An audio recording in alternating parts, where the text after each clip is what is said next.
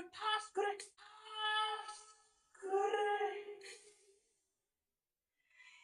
লাগাইছো।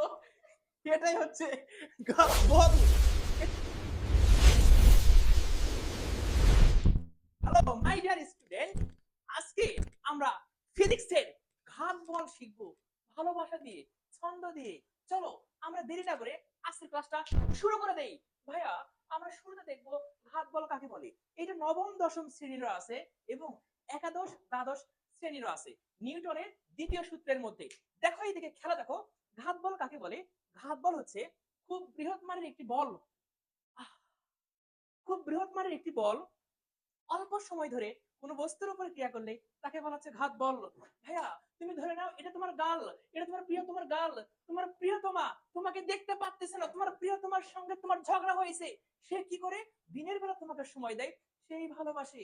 রাতের বেলা গেলেই দেখা যায় তোমার প্রিয় তোমার ফোন ওয়েটিং। বাপ রে বাপ, করছে কি?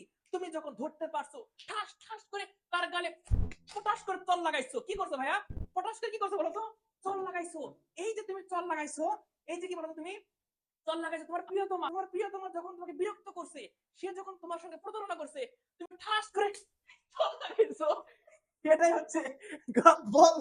এটাই হচ্ছে ভাইয়া ঘাত বল। তাহলে ঘাত বল কি? খুব বৃহৎ মানের একটি বল। আমি যখন চর মারতেছি, আমি যখন চর মারতেছি গালে, এই যে একটা বল, যখন চর মারতেছি টাচ করে, এই যে বলটা প্রয়োগ করতেছি, বল প্রয়োগ করার পর আমি কি তার গালে হাত দিয়ে এভাবে ছুঁয়ে দিচ্ছি ভাইয়া? না, আমি তার গাল আর হাত হঠাৎ করে চর মারছি। এই যে গাল আর হাত, স্পর্শকালটা হচ্ছে খুবই অল্প।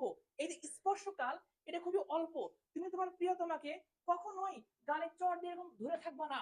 তাহলে এই যে তুমি চর মারলা খুব বড় একটা বল অল্প সময় ধরে, হাত এবং গাল এই দুটোর মধ্যে যে স্পর্শকাল, যে সময়, সে সময়টা ছিল খুবই কম। এটা হচ্ছে ঘাত বল। তাহলে কি বোঝাইছে? খুব বৃহৎ মানের একটি বল।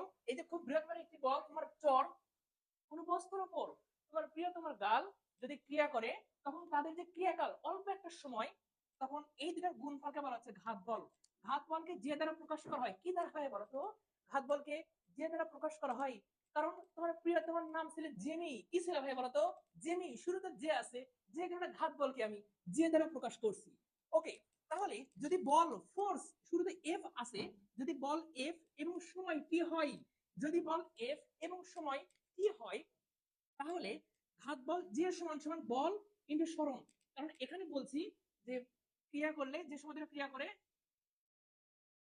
তাকে ঘাত বল বলে। তাহলে বল এফ আর সময় টি, এই দুটোর গুণফল হচ্ছে ঘাত বল। আমরা জানি বলের একক নিউটন আর সময়ের একক সেকেন্ড। তাহলে ঘাত বলের একক নিউটন, সেকেন্ড। এবং আমরা ঘাত বলের আরেকটা একক দেখব। আমরা জানি এফ সমান সমান এম এ। নিউটন চাচা যখন আপেল গাছের নিচে বসেছিল, একটা বগরি আসছিল, আসার ফলে সে লাঠি মারছে। কি করছে বলতো? হঠাৎ করে লাঠি মারছে। এই যে লাঠি মারছে, এই যে লাঠিটা মারছে এবং বগরি ম্যা করে উঠছে। এই যে বল প্রয়োগ করছে আর বগরি ম্যা করে উঠছে, সেখান থেকে ইকুয়াল টু ম্যা, এম এ চলে আসছে। ওকে, তাহলে ভরের একক হচ্ছে কেজি আর ত্বরণের একক হচ্ছে মিটার পার সেকেন্ড স্কয়ার। তাহলে বলের আরেকটা একক পেলাম kg metre per second square. আমরা এখানে বলের একক kg metre per second square বসাইছি, সময়ের একক সেকেন্ড।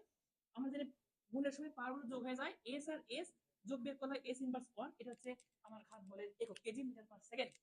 আর এটা নিউটনের দ্বিতীয় সূত্রের উপর প্রতিষ্ঠিত। দেখা হবে অন্য একটা লাইভ ক্লাসে। এই পর্যন্ত ভালো থাকো, সুস্থ থাকো, মোস্ট ইম্পর্টেন্টলি